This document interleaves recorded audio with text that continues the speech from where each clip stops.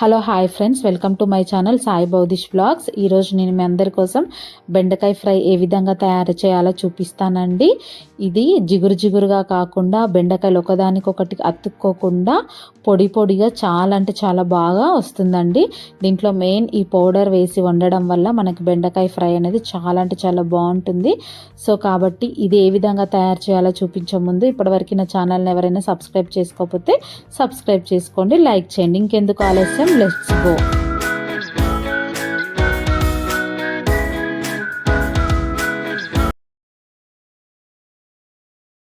ఇక్కడ నేను 1/2 kg బెండకాయలను తీసుకొని మంచిగా కడిగేసి ఒక చిల్లుల గిన్నెలో వేసుకొని ఒక 5 నిమిషాలు ఫ్యాన్ గాలికి పెట్టానండి. తర్వాతకి అదే బెండకాయలను ఒక పొడి క్లాత్ పైన వేసేసి ఆ బెండకాయల పైన ఉన్నటువంటి వాటర్ని మొత్తం కూడా ఆ క్లాత్ తోటి తుడిచానండి.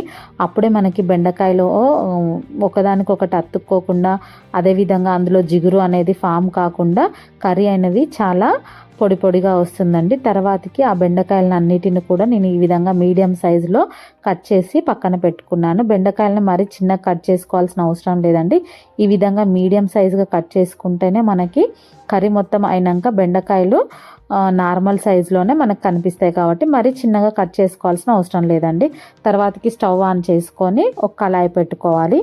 ఆ కళాయి మంచిగా హీట్ అయిన తర్వాతకి దాంట్లో ఆయిల్ పోసుకోవాలి. ఇక్కడ నేనైతే పావుతోటి 1.5 పావు అయితే పోసానండి ఆయిల్. ఎందుకంటే బెండకాయ ఫ్రై కాబట్టి కొంచెం ఆయిల్ మంచిగా పోసుకుంటేనే కర్రీ అనేది బాగుంటుంది. మీ ఇష్టం, మీరు ఆయిల్ తక్కువ తింటే ఇంకొంచెం తక్కువగానే పోసుకోండి. తర్వాతకి ఆయిల్ అనేది మంచిగా హీట్ కావాలి. హీట్ అయిన తర్వాతకి అందులో కొంచెం జీలకర్ర వేసుకోవాలి. జీలకర్ర కూడా కొంచెం చిటపట ఆడిన తర్వాతకి ఒక మీడియం సైజు ఆనియన్ని కట్ చేసి అందులో వేసుకోవాలి. ఆనియన్ కూడా మంచిగా ఫ్రై కావాలి.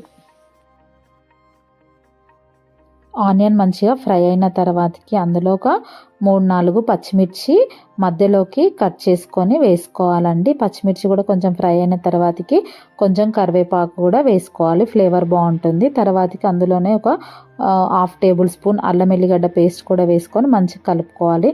తర్వాతకి అందులో కొంచెం 1/2 టేబుల్ స్పూన్ పసుపు కూడా వేసుకొని మంచిగా వేగనివ్వాలి. ఇవంతా మంచిగా వేగిన తర్వాతకి మనం అప్పుడు కట్ చేసుకున్నటువంటి బెండకాయ ముక్కల్ని అందులో వేసుకోవాలి. బెండకాయ కూర మనకి జిగురు జిగురుగా రాకుండా పొడి పొడిగా రావాలంటే మనం ఈ విధంగా తాలింపులో మనం బెండకాయ ముక్కల్ని వేసినప్పుడు స్టవ్ని హై ఫ్లేమ్లో పెట్టుకొని 1 లేదా 2 నిమిషాలు మంచిగా వేగనియాలండి. అప్పుడే మనకి బెండకాయలు అనేటివి ఒకదానికొకటి అతుక్కోకుండా, జిగురు లేకుండా బెండకాయ కర్రీ అనేది పొడి పొడిగా వస్తుంది. ఇది ఒక టిప్ అండి. కాబట్టి ఎప్పుడైనా మనం బెండకాయల ముక్కల్ని మనము వేసినప్పుడు స్టవ్ అనేది హైలో పెట్టుకొని ఒక 2 నుంచి 3 నిమిషాలు మంచిగా వేయించుకోవాలి. తర్వాతకి అవి కొంచెం ఫ్రై అయిన తర్వాతకి రుచికి సరిపోయినంత ఉప్పు వేసుకొని మంచిగా కలుపుకోవాలి. అప్పుడే మనకి బెండకాయ కర్రీ అనేది చాలా అంటే చాలా బాగుంటుంది. ఇవి మగ్గేలోపు మనము ఏం చేయాలంటే పక్కన పెట్టేసుకొని వేరే సైడు తర్వాతకి మనం ఒక పౌడర్ రెడీ చేసుకోవాలి. ఒక చిన్న కడాయి పెట్టుకొని దాంట్లో ఆయిల్ పోసుకొని దాంట్లో పచ్చిశనగపప్పు అయినా లేకపోతే పుట్నాల పప్పు అయినా వేసుకోవాలి. నేను పుట్నాల పప్పు వేసుకున్నాను అండి, ఒక 2 టేబుల్ స్పూన్. తర్వాతకి అందులోనే 1 టేబుల్ స్పూన్ మినప్పప్పు వేసుకున్నాను. తర్వాతకి అందులో 1 టేబుల్ స్పూన్ నువ్వులు కూడా వేసుకోవాలి. నువ్వులు వేసుకుంటే మనకు బాగుంటుంది. తర్వాతకి 1/2 టేబుల్ స్పూన్ జీలకర్ర, అదేవిధంగా 1 టేబుల్ స్పూన్ ధనియాలు, 3 ఎండుమిర్చి, అదేవిధంగా కొంచెం పచ్చి కొబ్బరి అయినా లేకపోతే ఎండి కొబ్బరి అయినా వేసుకోవచ్చు. నేనైతే ఇక్కడ వెండి కొబ్బరి వేసుకుంటున్నాను. మీకు ఈ ప్లేస్లో ఎండు కొబ్బరి పొడి ఉన్నా కూడా వేసుకొని మంచిగా వేయించుకోండి. తర్వాతకి ఇవి మంచిగా వేగిన తర్వాతకి ఒక మిక్సీ జార్లోకి తీసుకోవాలి. వీటిని మనం వేడిగా ఉన్నప్పుడైనా లేకపోతే అవి చల్లారినాకనైనా పౌడర్ చేసుకోవచ్చు అండి. నేనైతే ఇంకా నాకు టైం లేదని ఈ విధంగా వేడిగా ఉన్నప్పుడే పౌడర్ చేసుకున్నాను. ఈ పౌడర్ మనం ఆ కర్రీలో వేస్తే కర్రీ అనేది చాలా అంటే చాలా టేస్ట్గా ఉంటుంది. చూసిందా, మనం ఆ పౌడర్ చేసుకునే లోపు మనకు ఆల్మోస్ట్ బెండకాయలు అనేటివి ఫ్రై అయిపోయాయండి.